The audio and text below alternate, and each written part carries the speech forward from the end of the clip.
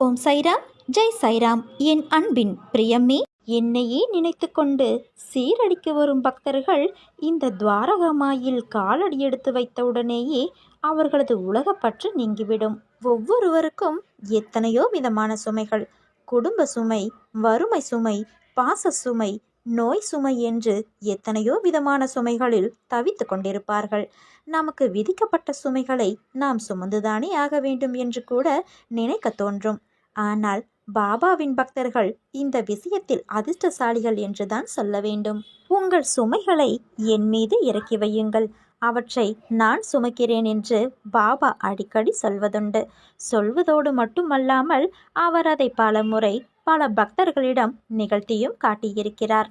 எது கேட்டாலும் நான் தருவேன், இது நான் தரும் வாக்குறுதி. என்னிடம் எது வேண்டுமானாலும் நீ கேட்டு பெறலாம், செய்து தர நான் தயாராக இருக்கிறேன் என்று பாபா அடிக்கடி சொல்லிக்கொண்டே இருப்பார். சில சமயங்களில் பக்தர்களின் சுமையை அவர்கள் அறியாமலே கூட சாய்பாபா தாமாக முன் சென்று சுமப்பது உண்டு. ரேகே என்ற ஒரு பக்தர் அவர் பாபாவிடம், எனக்கு பணமோ பொருளோ எதுவும் வேண்டாம், ஒவ்வொரு பிறவியிலும் என்னுடனே நீங்கள் இருக்க வேண்டும் என்று கேட்டுக்கொண்டார். உடனே பாபா, உனக்காக நான் அந்த சுமையை சுமக்க தயாராக இருக்கிறேன், ஒவ்வொரு பிறவியிலும் உன் அருகிலிருந்து உன் சுமையை ஏற்றுக்கொள்ள நான் வாக்குறுதி தருகிறேன் என்று அருளினார். இதே போலத்தான் பக்தர்களுக்கு உதவி செய்ய சாய்பாபா எந்த எல்லைக்கும் செல்வதுண்டு. மும்பையை சேர்ந்த கபர்டே என்ற பக்தையின் மகன் பிளேக் நோயால் பாதிக்கப்பட்டு உயிருக்கு போராடி கொண்டிருந்த போது சாய்பாபா அந்த நோயை அவரிடமிருந்து தனக்கு பெற்றுக்கொண்டார். இதே போல வேறு சில நோயாளிகளிடமிருந்தும் நோய்களை பெற்றுக்கொண்டு அவர்களை காப்பாற்றியிருக்கிறார். ஒரு முறை ஷாமா என்ற பக்தர் சாய்பாபாவிடம் தனது கஷ்டங்களை எல்லாம் சொல்லி கண்ணீர் விட்டார். அப்போது அவருக்கு அருள் புரிய சாய்பாபா சில வாக்குறுதிகளை அளித்தார். அந்த வாக்குறுதிகள் சாமாவுக்கு மட்டும் அளிக்கப்பட்ட வாக்குறுதிகள் அல்ல, ஒட்டுமொத்த பக்தர்கள் அனைவருக்குமே அளிக்கப்பட்ட வாக்குறுதிகள் போல இன்றும் அமைந்துள்ளது. பாபா சொன்ன அந்த வாக்குறுதி என்ன தெரியுமா? ஷாமா, என்னை நீ புரிந்து கொண்டது இவ்வளவுதானா? உனக்காக ஒவ்வொரு நாளும் உனது சுமைகளை நான் தான் சுமந்து கொண்டிருக்கின்றேன். உனக்கு மட்டுமல்ல, என்னை முழு மனதோடு நாடி வரும் பக்தர்கள் பலருடைய சுமைகளையும் நான் சுமந்து கொண்டிருக்கிறேன். இதை எத்தனையோ 1000 முறை உன்னிடம் நான் சொல்லிவிட்டேன். ஆனால் நீ மறந்து விடுகிறாய். முக்கிய பிரச்சனைகளில் பொறுப்பை என்னிடம் விட்டுவிடு. அதை நினைத்து நீ பயப்பட வேண்டிய அவசியமில்லை. அந்த பிரச்சனைகளை நான் பார்த்து கொள்கிறேன். இந்த வாக்குறுதியை பல முறை நான் சொல்லியும் நீ மறந்து விடுகிறாய். அடிக்கடி என்னுடைய இந்த வாக்குறுதியை உனக்கு நான் ஞாபகப்படுத்த வேண்டியுள்ளது. நான் இந்த மசூதியிலிருந்து எனது பக்தர்களுக்கு வாக்குறுதி கொடுக்கிறேன். அதற்கு சாட்சியாக இந்த துவாரகமாயி மசூதியும் இங்குள்ள துணியும் இருக்கிறது. எனக்கு முன்பாக எரிந்து கொண்டிருக்கும் இந்த துணி ஒரு நாளும் தனியாது, இடைவிடாமல் எரிந்து கொண்டே இருக்கும். இந்த துணியானது எனது பக்தர்களுக்காகவே தோன்றியது ஆகும். இறைவனே இதை இங்கு நிகழ்த்தியுள்ளார். அதற்கு காரணம் நான் சொல்லும் வாக்குறுதிகளுக்கு இதுவே சாட்சியாக இருக்கிறது. எனவே என் வாக்குறுதி ஒரு நாளும் பொய்க்காது. என் வாழ்க்கை சரிதம் சச்சரிதமாக படைக்கப்பட்டுள்ளது. அதை படிக்கும் என் பக்தர்களுக்கு எந்த ஒரு துன்பமும் நெருங்காது. இதையும் நான் பல முறை சொல்லியிருக்கிறேன். யார் ஒருவர் என் சச்சரிதத்தை நம்பிக்கையோடு படிக்கிறார்களோ அவர்களது துன்பங்களை நான் துடைத்தெறிவேன். நான் வழங்கும் வாக்குறுதிகளை பல பக்தர்கள் சாதாரணமாக நினைக்கிறார்கள். நான் ஏதோ சொல்வதாக நினைத்து கொண்டு செல்கிறார்கள். எந்த பக்தன் என் மீது நம்பிக்கை வைக்கிறானோ அவனுக்கு என் வாக்குறுதி ஒருபோதும் பொய்க்காது. என்னிடம் நம்பிக்கை வைக்கும் பக்தன் என்னோடு இரண்டர கலப்பவனாக இருக்க வேண்டும். தனது நிலையை மறந்து அவன் என்னை நினைக்க வேண்டும். அப்படி ஒரு பாச பிணைப்பை ஏற்படுத்தி கொள்ளும் பக்தனின் அத்தனை சுமைகளையும் நானே சுமக்கிறேன். நிறைய பக்தர்கள் மாயையால் அவதிப்படுகிறார்கள்.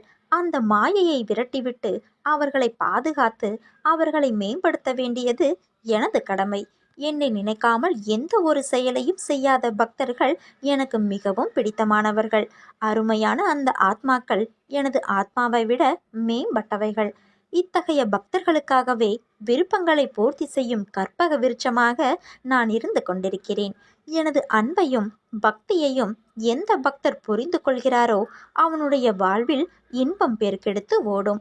எனது நாமத்தை உச்சரிக்கும் போது எனது வடிவத்தை பக்தர்கள் நினைத்து கொண்டால் அவர்களுக்கு மகிமை உண்டாகும். இந்த ஜென்மத்தில் மட்டுமல்ல, அடுத்தடுத்து வரும் ஜென்மங்களிலும் எனது பக்தர்களோடு நான் பயணிப்பேன். உங்கள் மரணத்துக்கு பிறகும் உதவுகிற மந்திரமாக நான் இருப்பேன். எனது இந்த தன்மையை என் ஒவ்வொரு பக்தனும் புரிந்து கொண்டு என்னை பின்தொடர வேண்டும். இந்த உண்மையை புரிந்து கொள்வது சாதாரணமானது அல்ல. ஷாமா, உனக்கும் இது இன்னமும் புரியாதது எனக்கு ஆச்சரியமாக உள்ளது. என்னை ஆழமாக உள்வாங்கிப்பார். என்னை புரிந்து கொள்ள அதன் நறுமணமும் சுவையும் உன் மனதுக்குள் நிறைந்துவிடும். இந்த மசூதியிலிருந்து நான் சொல்லும் இந்த வாக்குறுதியை என் பக்தர்கள் மறக்கக்கூடாது.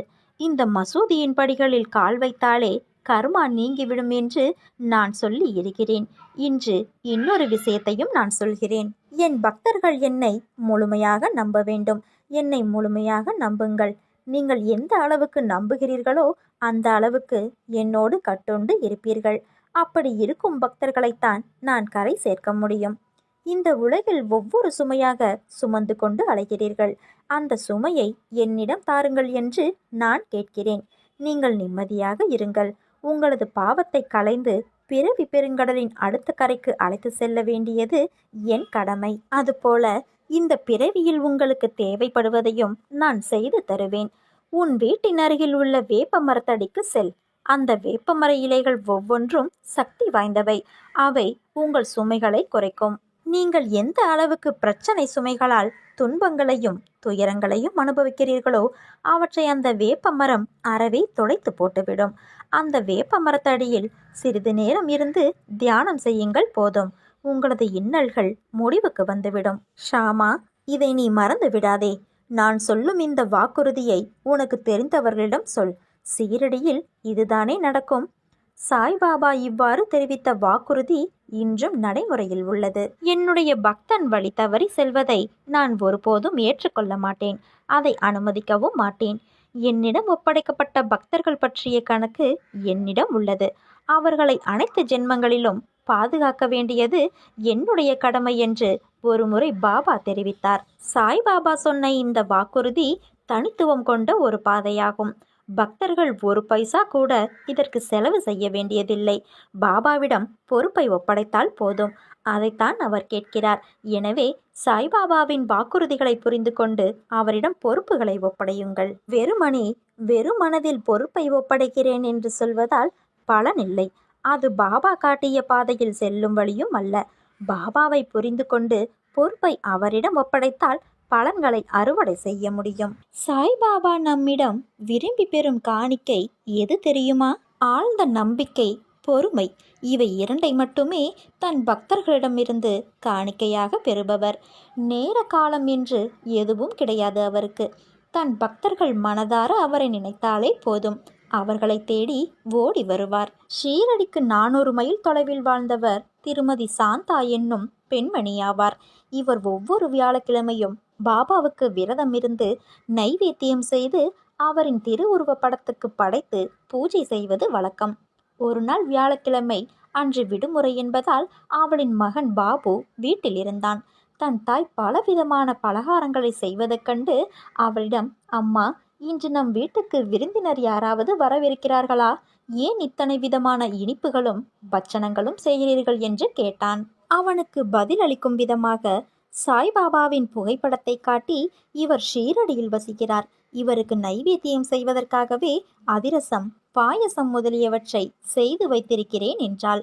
இதை கேட்ட பாபு ஆச்சரியத்துடன், அம்மா, படத்துக்கு முன்னாடி வைத்தால் இவர் எப்படி சாப்பிடுவார் என்று கேள்வி எழுப்பினான்.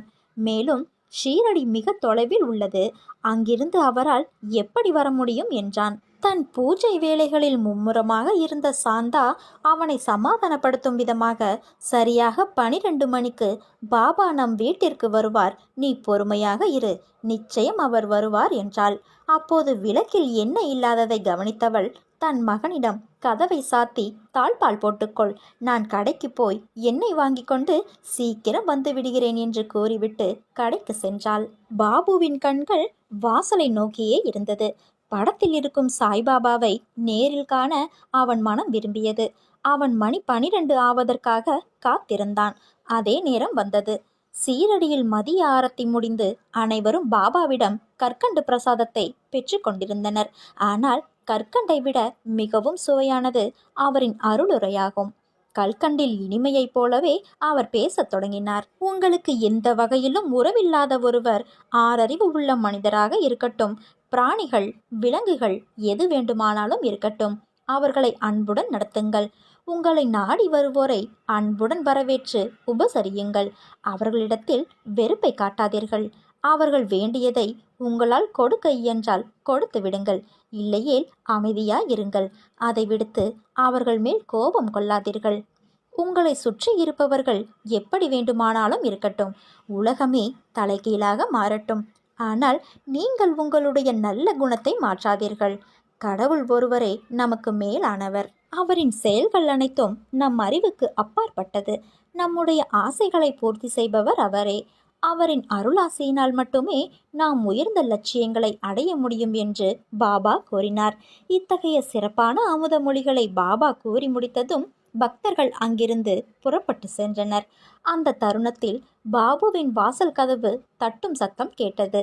யார் என்று பார்ப்பதற்கு கதவை திறந்தான் பாபு. வெளியே வெள்ளை உடையும் தலையில் தலைப்பாகையும் அணிந்து சாய்நாதர் நின்றிருந்தார். கடையிலிருந்து தன் தாய் திரும்பி வந்ததும், அம்மா, நீ சொன்னது போல பாபா நம் வீட்டுக்கு வந்தார். அதுவும் சரியாக 12 மணிக்கு வந்து கதவை தட்டினார். திறந்து பார்த்தால் பாபா நின்று கொண்டிருந்தார்.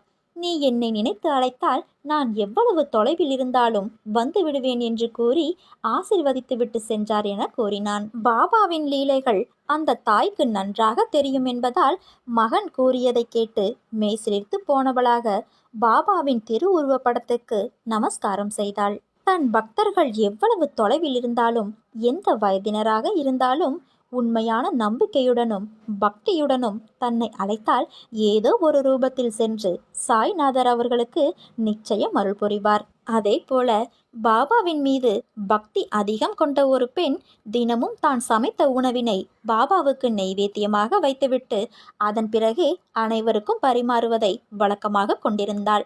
ஒரு நாள் ஏதோ ஒரு காரணத்தால் பாபாவிற்கு அன்றாடம் செய்யும் நைவேத்தியத்தை செய்ய இயலவில்லை.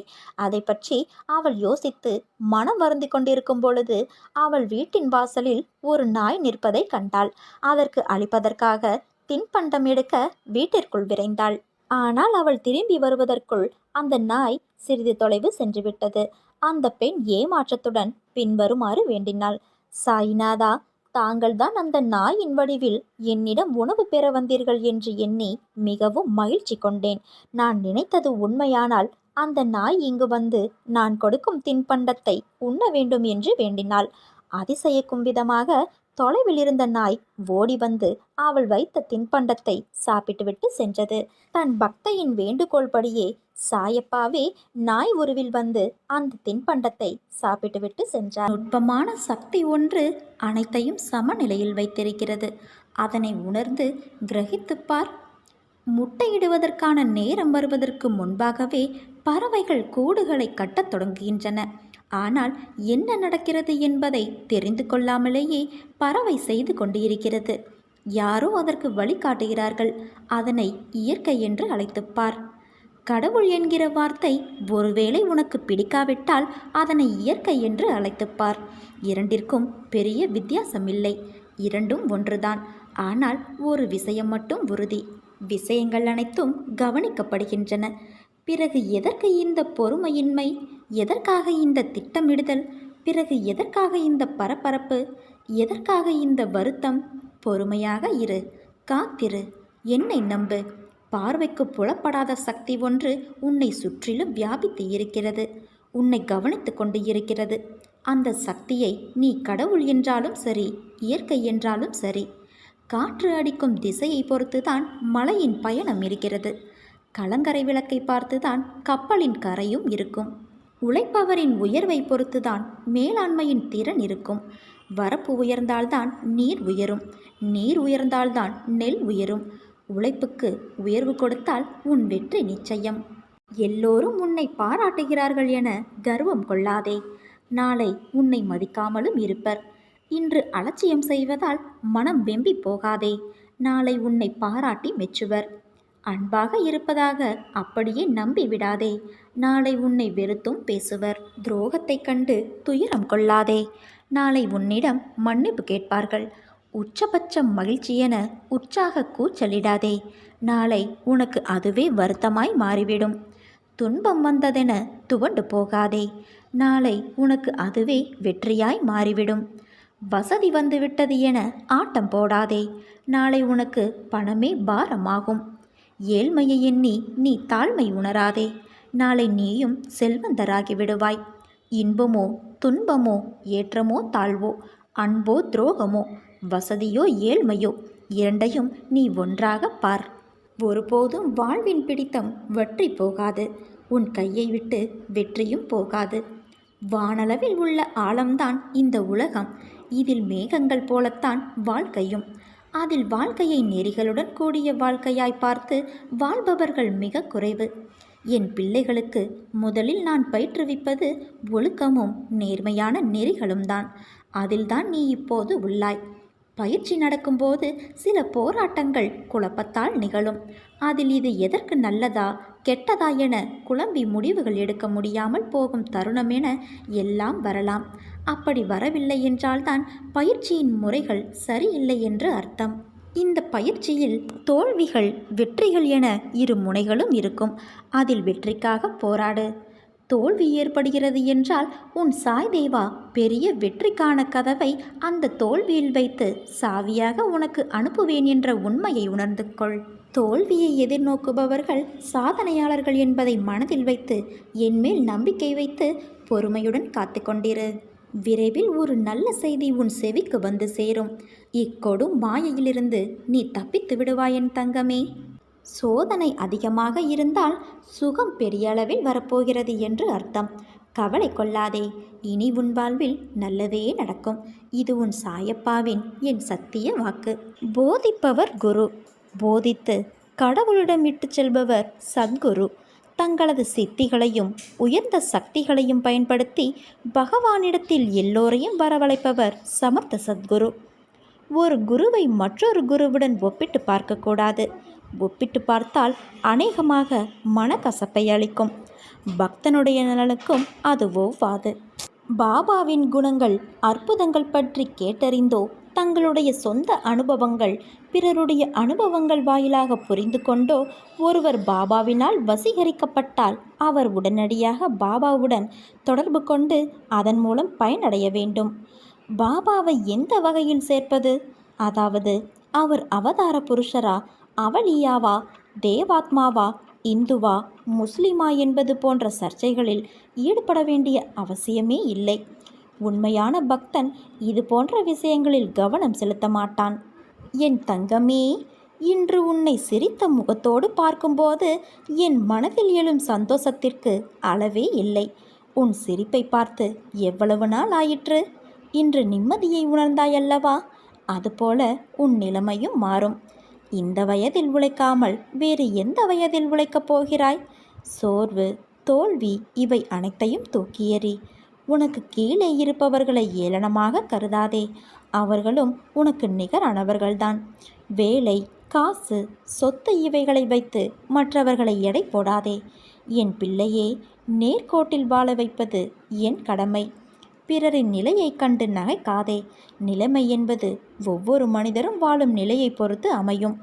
அதனால் வார்த்தையை பேசும்போது ஒவ்வொரு வார்த்தையையும் யோசித்து பேசு. உன்னை கோபப்படுத்தும் சூழ்நிலை வந்தாலும் அமைதியாக இரு. கோபத்தில் பொறுமையும் நிதானத்தையும் இழக்காதே. அமைதியாக செல்வது என்பது தோற்பது என்று கருதாதே. தோற்பது முக்கியமில்லை. இறுதியில் யார் நிறைவடைகிறார்கள் என்பதுதான் முக்கியம். உனக்கு பிடிக்காத விஷயங்கள் நடந்தால் அந்த ஒரு நிமிடம் என் நாமத்தை உச்சரி. என்னை உன் நினைவில் கொண்டு வா. மற்றதை நான் பார்த்து கொள்கிறேன். நிதானமாக பேசு எல்லோரிடத்திலும். இனிமேல் என் நாவில் தோன்றும் சொற்களின் பேரருளை நீ பெறுவாய். நீ எதற்கும் பயப்படாதே, கலங்காதே. உன்னில் நிச்சயம் வெற்றி என்ற தீபத்தை நான் ஏற்றுவேன்.